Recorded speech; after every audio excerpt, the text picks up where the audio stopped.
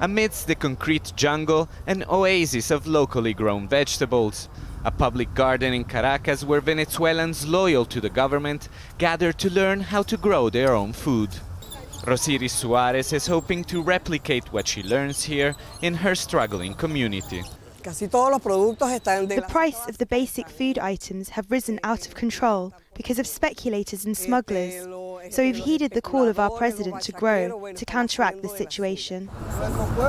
It's an idea the government is taking very seriously, with widespread shortages and out-of-control inflation. So seriously that President Nicolás Maduro announced the creation of a Ministry of Urban Farming, saying he's out to set a good example. The First Lady and I have 60 laying hens and produce what we eat. Just a few hours outside the capital, in once rich agricultural land, many believe the president should focus on the plight of traditional farmers. Urban gardening, it's an interesting alternative, but not a way to solve such a big issue.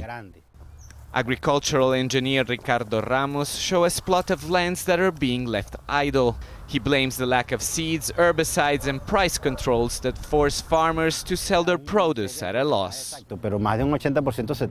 We import 80% of all food items, and the little we produce here is simply not enough to satisfy national demand. We used to be self-sufficient in some items like rice, but that's gone. Venezuela could grow most of its own food thanks to large expansion of fertile land. But through the years, most of its agriculture has been abandoned, and other farms like this one have been expropriated by the government, and production has collapsed.